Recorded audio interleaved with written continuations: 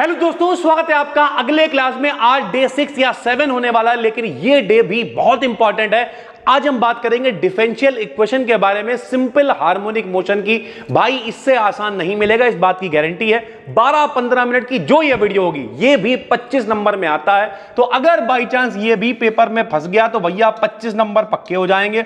और 75 का पेपर आता है, 75 में 25 वाला पास होता है। एक ही ये वीडियो आपको पास करा सकती है अगर आपकी किस्मत बढ़िया है और ये पेपर में आ जाती है, और ये आती है मेरे भाई। ठीक है, तो चलो शुरू करते हैं, समझाते हैं। भाई 11th क्लास में आपने पढ़ रखी है सिंपल हार्मोनिक मोशन, यानी सरल भाषा में कहें सरल आवर्त गति। क्या होती है सरल आवर्त गति? लो बताए दे रहे मेरे भाई। हम लोग क्या करते थे, ऐसे करके कोई भाई ले भैया कोई चीज हमने पकड़ ली, लो चार्जर लिए ले रहे मेरे भाई, ऐसे करके हमने इसे पकड़ा, ये लो मेरे भाई, और यहां से ले जाके छोड़ा। जब कोई बॉडी, जब कोई पिंड एक निश्चित अवस्था के इधर उधर इधर उधर इधर उधर गति करती है, मोशन करती है, तो इसे क्या कहते हैं भाई?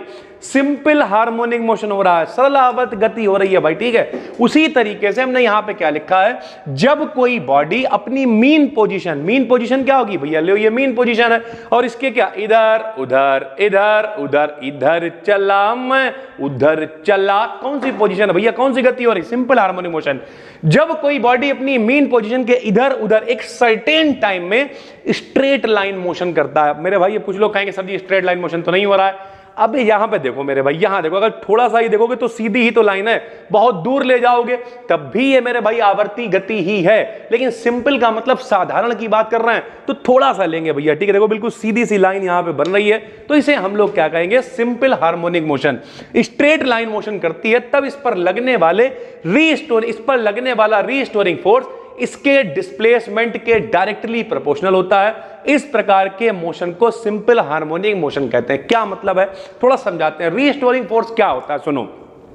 रीस्टोरिंग फोर्स का मतलब होता है, अगर हम इसे यहां तक लाए और हमने वापस छोड़ा, जरा ध्यान से देखना, यहां तक लाए हम, तो अगर हमने यहां पे छोड़ दिया तो एक बल है जो इसे वापस लाने की कोशिश कर रहा है, इसे अपनी ओरिजिनल स्टेट में रीस्टोर करने की कोशिश कर रहा है, वापस लाने की कोशिश कर रहा है। इस फोर्स को कहते हैं रीस्टोरिंग फोर्स, और ये डायरेक्टली प्रोपोर्शनल होगा किसके?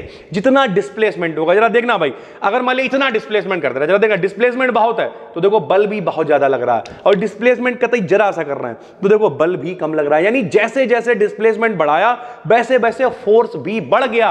यानी फोर्स का मान, जो रीस्टोरिंग फोर्स है, जिसे वापस लाने की कोशिश कर रहा है, वो रीस्टोरिंग फोर्स का मान किसके प्रोपोर्शनल है भैया? जो डिस्प्लेसमेंट है, जितना दूर तक तुम ले गए उसके डायरेक्टली प्रोपोर्शनल है भाई। ठीक है, अब डिफरेंशियल इक्वेशन इसकी निकालेंगे कैसे एसएचएम की, ध्यान से समझना, बिल्कुल आसान रखने की कोशिश करेंगे। देखो भाई, हमने एक भैया स्टेट मान ली है, एक पोजीशन मान ली है, हमारे पास एक यहां पे हमने छोटा सा चित्र बनाया है और लिखा भी साफ साफ है कि भैया माना स्मॉल m मास का एक कोई पार्टिकल है जो फिगर के अकॉर्डिंग सिंपल हार्मोनिक मोशन कर रहा है। क्या मतलब, मान लिया यहां पे मेरे भाई यहां से ये मोशन करना स्टार्ट करेगा, ऐसे करके इधर इधर इधर इधर इधर इधर ऐसे करके मोशन कर रहा है भाई।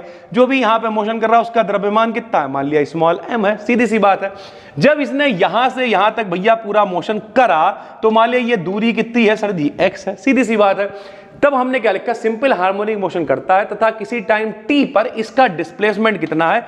x है। t समय पर इसका डिस्प्लेसमेंट कितना? x है, फिर वापस आएगा, फिर जाएगा, तो ये सिंपल हार्मोनिक मोशन कर रहा है। हमने आपको कल वाली वीडियो में बताया था कि भैया अगर डिस्प्लेसमेंट की बात करें तो डिस्प्लेसमेंट किसका फंक्शन है? समय का फंक्शन है। और चाल बराबर दूरी बटे समय, ये क्या बन जाता है भैया? v बन जाता है। चाल बराबर दूरी बटे समय बन जाता है। सरल भाषा में कहें यही तो होता है। इसका एक बार डिफरेंशिएशन करते हैं तो ये v बन जाता है। एक बार और अगर डिफरेंशिएशन कर देते थे तो क्या बन जाता था भैया? एक बार और डिफरेंशिएशन क्या बन जाता था? a बन जाता था। यानी सरल भाषा में कहें अगर d2x/dt² की बात करें तो वो क्या होता है? त्वरण होता है। dx/dt की बात करें तो वो क्या होता है? v यानी वेलोसिटी होती है। इस तरीके से चीजें चलती हैं भाई। ठीक है, तो हमने लिखा कि हमने मान लिया कि m मास का कोई छोटा सा पार्टिकल है जो यहां पे मोशन कर रहा है, सिंपल हार्मोनिक मोशन कर रहा है, और उस भैया जब मान लिया t टाइम में कितना मोशन कर रहा है? x मोशन उसने कर लिया भैया। ठीक, इतना डिस्प्लेसमेंट है उसका, तो हमने लिख दिया तब एक्सीलरेशन क्या होगा भाई? d2x/dt² होगा।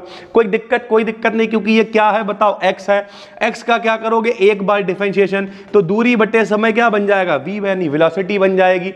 अगर एक बार और डिफरेंशिएशन इसका करें मेरे भाई, एक बार और, तो क्या हो जाएगा? d2 x बटे dt स्क्वायर, और वेग परिवर्तन बटा समय क्या कहलाता है, त्वरण कहलाता है, यानी a बराबर क्या होता है, d2x अपॉन dt स्क्वायर के बराबर होता है। तो हमने लिख दिया कि भाई जो इसका एक्सीलरेशन होगा वो क्या होगा, d2x अपॉन dt स्क्वायर के बराबर होगा। अभी हमने आपको बताया कि जो रीस्टोरिंग फोर्स का मान है, जो रीस्टोरिंग फोर्स का मान है वो डायरेक्टली प्रोपोर्शनल होगा किसके, डिस्प्लेसमेंट के, लेकिन माइनस होगा भाई, चाहो माइनस यहां लगा लो, क्यों, क्योंकि हम लोग ले जा रहे हैं, डिस्प्लेसमेंट है इधर, और बल क्या कर रहा है, रीस्टोरिंग फोर्स क्या कर रहा है, कर वापस ले जाएंगे। जरा देखना भैया, डिस्प्लेसमेंट है इधर और रीस्टोरिंग फोर्स क्या, इसके अपोजिट काम कर रहा है, वापस लाने की कोशिश कर रहा है, इसलिए हमने क्या ले लिया, माइनस ले लिया। समानुपाती यानी डायरेक्टली प्रोपोर्शनल का निशान हटाया, एक कांस्टेंट लगा दिया k, तो F बराबर क्या हो गया, माइनस का kx हो गया। सीधी सी बात है, रीस्टोरिंग फोर्स का हमने फार्मूला इस्तेमाल कर लिया। और हम लोग जानते हैं जो न्यूटन का नियम होता है, दूसरा वाला न्यूटन्स लॉ आपको पढ़ा चुके हैं, क्या होता है बताओ, F बराबर m इंटू ए होता है भाई, सीधी सी बात है, बल बराबर द्रव्यमान गुणे त्वरण, force equal to mass into acceleration होता ही है भाई, ठीक है। तो ये समीकरण 1 है, समीकरण 2 है भैया, जरा ध्यान से देखते रहना। अगर हम यहां a का मान रख दें, कितना रख दें बताओ, m रख दें, अभी बताया क्या होगा, d2x बटे में dt स्क्वायर होगा, काहे का मान है, f का मान है, इक्वेशन क्या बना ली 2, और f का मान किसके बराबर है, माइनस के kx के बराबर है, तो यहाँ f का मान कितना रख सकते हैं, माइनस का kx रख सकते हैं। तो हमने लिखा इक्वेशन 1 और इक्वेशन 2 से दोनों f के मान बराबर करेंगे। f का मान कितना है, माइनस का kx है, f का मान कितना है, m d2x बटे dt स्क्वायर है, दोनों को हमने बराबर कर लिया। अब क्या करा भाई, जरा देखना, हम लोग m को ले आए नीचे, जरा देखते रहना, आराम से चलेंगे, कतई आपको कठिन नहीं लगेगा, ये मेरी जिम्मेदारी, ध्यान से देखना भाई। m को कहां ले आए हम लोग, नीचे ले आए, ये देखो m को नीचे ले आए, माइनस का k चल रहा था, बटे में m आ गया, संग में x आ गया, बराबर d2x बटे dt स्क्वायर आ गया। k भी क्या है, एक कांस्टेंट है भाई, m क्या है, द्रव्यमान है यानी मास है, वो भी एक कांस्टेंट है। तो भैया k अपॉन m जब दोनों कांस्टेंट है तो constant upon constant again a constant, हमें फिर से क्या मिलेगा, कांस्टेंट, तो बराबर मान लिया ओमेगा स्क्वायर के, यहां पे ओमेगा स्क्वायर भी क्या है, एक कांस्टेंट। अरे भाई ऊपर 4 लिखा है, नीचे 2 लिखा, दोनों कांस्टेंट है, 2 दूनी 4 काटोगे फिर एक नया कांस्टेंट आ जाएगा, कांस्टेंट को कांस्टेंट से भाग दोगे क्या आएगा, कांस्टेंट ही आएगा ना। तो k अपॉन m को क्या मान लिया, ओमेगा स्क्वायर, तो यहां आ गया माइनस चल रहा, चलने दिया, ओमेगा स्क्वायर आ गया, x आ गया, d2x बटे dt स्क्वायर आ गया, इस माइनस वाले आइटम को उधर भेज दिया, क्या आ गया बताओ, d2x बटे dt स्क्वायर आ गया, माइनस इधर आके क्या हो गया, प्लस हो गया, यानी ओमेगा स्क्वायर x हो गया, बराबर में क्या हो गया, 0 हो गया। ये सिंपल हार्मोनिक इक्वेशन की, this is the differential equation of SHM, यानी सरल आवर्त गति के लिए, सिंपल हार्मोनिक मोशन के लिए ये डिफरेंशियल इक्वेशन आ गई है। अगर सिर्फ डिफरेंशियल इक्वेशन पूछता है तो यहीं तक करना है, साथ में कोई न्यूमेरिकल पूछ लिया इस तरीके का कुछ भी, मान के चलो 25 नंबर की ये जुगाड़ है भाई, ठीक है। मरी से मरी हालत में भी आएगी तब भी 15 की जुगाड़ है, लेकिन अगर साथ में सोल्यूशन भी पूछता है भाई तब क्या करोगे, तो सोल्यूशन कैसे निकालेंगे, सुनो, जितनी भी इस तरीके की डिफरेंशियल इक्वेशन होती हैं, सारे बच्चे यहां मैथ वाले हैं, उन्होंने सुना होगा डिफरेंशियल इक्वेशंस के बारे में। जो भी इस तरीके की डिफरेंशियल इक्वेशंस होती है, d2x बटे dt स्क्वायर प्लस कांस्टेंट के साथ में x बराबर 0, इस तरीके की जो भी डिफरेंशियल इक्वेशन होती हैं उनके सॉल्यूशन इस तरीके से आते हैं भाई। कैसे आते हैं, this is the differential equation of SHM. इस इक्वेशन का जो सॉल्यूशन है वो निम्न प्रकार होगा। कैसे होगा मेरे भाई, x बराबर ae की पावर अल्फा t, इस तरीके से इनके इक्वेशन आते हैं भाई, ठीक है। इस तरीके की जो डिफरेंशियल इक्वेशन है उनके सॉल्यूशन इस तरीके से आएंगे मेरे भाई। क्या आएगा, x बराबर ae की पावर अल्फा t। क्या किया हमने, अब देखो भाई सीधी सी बात है, अगर इसे सॉल्व करना है तो हमें d2x बटे dt स्क्वायर का मान निकालना पड़ेगा। तो हमने लिख दिया भैया x, इसका सॉल्यूशन इस तरीके से होगा भाई, ठीक, लिख दिया x बराबर ae की पावर अल्फा t। अब हमें इसका मान चाहिए तो हम क्या करेंगे, डिफरेंशिएशन करेंगे। जरा देखना, हमने लिखा on differentiation with respect to, differentiation मतलब अवकलन करेंगे भाई, ठीक है, अवकलन करेंगे भैया, डिफरेंशिएशन करेंगे। जरा देखना t के रिस्पेक्ट में, तो क्या लिखा, dx अपॉन dt, a क्या आ गया, कांस्टेंट आ गया, e की पावर x का डिफरेंशिएशन भी क्या होता है, e की पावर x, लेकिन t के संग में क्या चल रहा है भैया, अल्फा चल रहा है, तो गुणे में जो कांस्टेंट है वो आ जाता है, यानी अल्फा आ जाता है। इंटीग्रेशन में भाग देते हैं और भैया डिफरेंशिएशन में गुणे में लिख देते हैं, ठीक है। हमें इक्वेशन में क्या चाहिए, d2x बटे dt स्क्वायर, तो d2x बटे dt स्क्वायर, एक बार और डिफरेंशिएशन किया, a तो चल ही रहा है मेरे भाई, कोई दिक्कत नहीं है। उसके बाद क्या चल रहा है बताओ, अल्फा, अल्फा भी चल रहा है, e की पावर अल्फा t है तो e की पावर अल्फा t आएगा, एक अल्फा फिर गुणे में आएगा और एक अल्फा पहले से, तो अल्फा अल्फा क्या हो जाएगा, अल्फा स्क्वायर हो जाएगा। फायदा ये हुआ मेरे पास d2x अपान dt स्क्वायर का मान आ गया। जब d2x अपान dt स्क्वायर का मान आ गया तो हमें क्या चाहिए, इसे सॉल्व करना है भाई, सीधी सी बात है, इसी का तो सोल्यूशन निकालना है। आप देखना क्या लिखा हुआ है, थंबनेल पे भी देखो क्या लिखा हुआ है, सिंपल हार्मोनिक मोशन की equation and it's solution, differential equation जो आई है उसका सॉल्यूशन चाहिए, तो इसका मान रखेंगे समीकरण 3 के अंदर। बताओ d2x बटे dt स्क्वायर है, मान रख दिया। बताओ भैया d2x बटे dt स्क्वायर का मान कितना है, a अल्फा स्क्वायर e की पावर अल्फा t है, प्लस का निशान है, क्या चल रहा बताओ, ओमेगा स्क्वायर x है, देखो ओमेगा स्क्वायर रख दिया, और x का मान कितना माना, a e की power alpha t, a e की पावर अल्फा t, तो x का मान कितना रख दिया, a e की पावर अल्फा t रख दिया, बराबर में भाई 0 रख दिया। अब जरा देखते रहना, a e की पावर अल्फा t कॉमन आ गया, a e की पावर अल्फा t क्या आ गया सर जी, कॉमन आ गया, जरा देखना सर जी, a e की पावर अल्फा t कॉमन आ गया, क्या बचा, अल्फा स्क्वायर बचा, प्लस में क्या बचा, ओमेगा स्क्वायर, बराबर में क्या बचा, 0 बचा। इसे नीचे भेज दें तो alpha square plus omega square बराबर 0 हो गया, तो अल्फा स्क्वायर बराबर क्या आ गया, माइनस का ओमेगा स्क्वायर। सबको पता है माइनस को लिख सकते हैं आई स्क्वायर, माइनस को क्या लिख सकते हैं, आई स्क्वायर, तो माइनस को आई स्क्वायर लिख दिया। अल्फा भैया स्क्वायर हटा दोगे, इस तरह से स्क्वायर हटाओगे क्या आएगा भैया, अंडर रूट आएगा, प्लस माइनस में सरल भाषा में कहें तो जब हम लोग अंडर रूट लगाते हैं तो यहां से स्क्वायर गायब होगा, इधर अंडर रूट आएगा और बाहर क्या निकलेगा, प्लस माइनस का आई ओमेगा। सबको पता होना चाहिए भाई, ठीक है। अब प्लस माइनस आई ओमेगा आ गया, यानी अल्फा का जो भैया जो मान लेके चल रहे थे वो 2 निकल के आए हैं। सरल भाषा में जो इसका सोल्यूशन है, उस सोल्यूशन के अंदर अल्फा के 2 मान रखे जा सकते हैं। कौन से रखे जा सकते हैं, तो हमने मान लिया अल्फा 1 क्या हो जाएगा भैया, प्लस का आई ओमेगा हो सकता है, अल्फा 2 क्या हो सकता है, माइनस का आई ओमेगा। 2 ही कंडीशन हो सकती है जब किसी का अंडर रूट निकालते हो तो प्लस माइनस में ही मान आता है मेरे भाई। क्यों आता है, क्योंकि माइनस क्या, आई स्क्वायर, सरल भाषा में कहें तो भैया, ठीक है, तो प्लस माइनस में ही मान आता है। तो जरा यहां पे देखना, बताओ अल्फा का मान कितना आया, प्लस माइनस का आई ओमेगा, तो अल्फा 1 कितना हो गया, आई ओमेगा, अल्फा 2 कितना आ गया, माइनस का आई ओमेगा।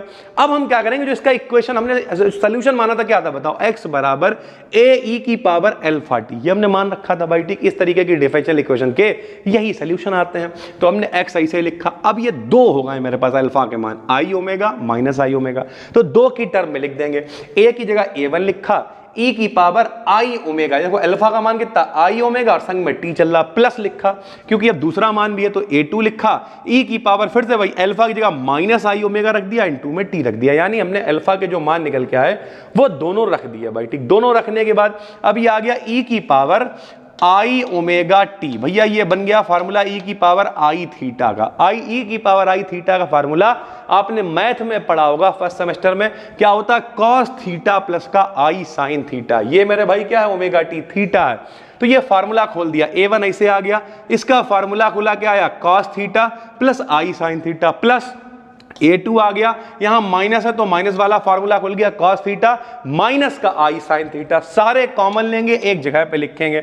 जरा देखना भाई, x ऐसे ही आ गया, देखते रहना, x ऐसे ही आ गया, क्या बचा बताओ, यहां पर a1 है, ठीक, देखते रहना, cos ओमेगा टी है, यहां भी cos ओमेगा टी है, दोनों जगह से cos ओमेगा टी कॉमन ले लिया, यहां a1 बचा प्लस में a2 बचा, भाई सीधी सी बात है। यहां पे i साइन ओमेगा टी है, माइनस का i साइन ओमेगा टी है, साइन ओमेगा टी हमने भैया कॉमन ले लिया और i भी कॉमन ले लिया। इसके संग में a1 चल रहा है तो देखो a1 आ गया, इसके संग में माइनस a2 चल रहा है तो देखो माइनस का a2 आ गया, यानी हमने cos ओमेगा टी और i साइन ओमेगा टी को कॉमन ले लिया। हमने क्या किया, जो a1 प्लस a2 है इसे स्मॉल a साइन a मान लिया, क्यों मान लिया, फार्मूला बना रहा है भाई, ठीक है। और जो i और a1 माइनस a2 चल रहा, इसे क्या मान लिया, a cos a मान लिया हमने, ठीक है। सरल भाषा में कहें तो जो cos है उसके संग वाले को साइन मान लिया, जो साइन है उसके संग वाले को कॉस मान लिया, मान रखेंगे। देखो भाई जब हमने मान ही लिया है ए, तो जरा देखो क्या आने वाला है, ए भैया यहां रखोगे तो ए तो क्या हो जाएगा, कॉमन हो जाएगा, दोनों जगह आ जाएगा, रख दे रहे हैं, ए फिलहाल कॉमन हो जाएगा। यहां रखोगे कॉस ओमेगा टी, इसकी जगह क्या रखा, साइन है तो देखो देखो साइन ए आ गया। यहां है sign omega T, A1 minus A2 जगह क्या माना कॉस ए, तो कॉस ए आ गया। ये फार्मूला बन गया sign A cos B plus cos A sine B का, यानी साइन ए प्लस बी का ये फार्मूला बन गया। भैया जरा देखो ये फार्मूला किसका बन गया है, साइन ए प्लस बी का फार्मूला है। साइन ए प्लस बी मतलब साइन ओमेगा टी प्लस ए लिख दो या ए प्लस ओमेगा टी लिख दो, एक ही बात है। यानी एक्स बराबर आ गया ए साइन ओमेगा टी प्लस ए, और जो यहां पर ए है ये एम्पलीट्यूड की फॉर्म में है, और इसे ऐसे भी लिख सकते हैं एक्स बराबर A sine omega t plus phi, phi मतलब फेज डिफरेंस होता है, फेज की फॉर्म में भी लिख सकते हैं। तो ये एक्स बराबर A sine omega t plus phi कह लो, या फिर एक्स बराबर A sine omega t plus A कह लो। This is the solution of the differential equation of SHM. और इस तरीके से हमने जो सरल आवर्त गति की समीकरण ऊपर निकाली थी उसके सोल्यूशन को भी प्राप्त कर लिया। एक्स बराबर A sine omega t plus ए, ये पूरा सोल्यूशन मोस्ट वांटेड है। पहली बार अगर देख रहे हो भाई चैनल को करो सब्सक्राइब, ठीक है। यहां पर हम प्रॉपर डिटेल में सारे बेहतरीन टॉपिक लेके आ रहे हैं, मजा कटने वाला है। बस डिस्क्रिप्शन में जो प्लेलिस्ट है भैया 10 वीडियोस, 20 वीडियो, 25 वीडियो जो हम आपको दें उन्हें पढ़ के चले जाना, उसके बाहर पेपर नहीं आएगा। हम अपनी पूरी कोशिश करते हैं बेहतरीन कंटेंट प्रोवाइड करवाने की। बस दोस्तों फिर मिलते हैं, तब तक के लिए धन्यवाद। इसकी पीडीएफ आपको देंगे, सारी पीडीएफ हमने आपको भरोसा दिला रखा है। केमिस्ट्री हमने पूरे नोट्स आपको दे दिए, पूरे इंपॉर्टेंट विद पेपर के साथ में। ऐसे ही फिजिक्स भी देंगे, बस टेलीग्राम पे जाके ज्वाइन कर लेना। BDKDN BSc टेलीग्राम चैनल है, 57,000 के करीब फॉलोअर्स हैं। फेक चैनल्स के चक्कर में मत पड़ना, इसलिए हम हर बार बोल देते हैं। फिलहाल हम मिलते हैं आपसे एक और वीडियो में, तब तक के लिए धन्यवाद भाई, ठीक है। और अगर थोड़ा सा जल्दी है तो बहुत सारी पीडीएफ, बहुत सारे नोट्स एप्लीकेशन पे पड़े हुए हैं, 100, 150, 200 रुपए आपको खर्च होंगे, वहां पे कोर्स मिल जाएगा। BDKDN एप्लीकेशन को भी डाउनलोड कर सकते हो, सब लिंक डिस्क्रिप्शन में मिल जाएंगे। फिर मिलते हैं, तब तक के लिए धन्यवाद, थैंक यू।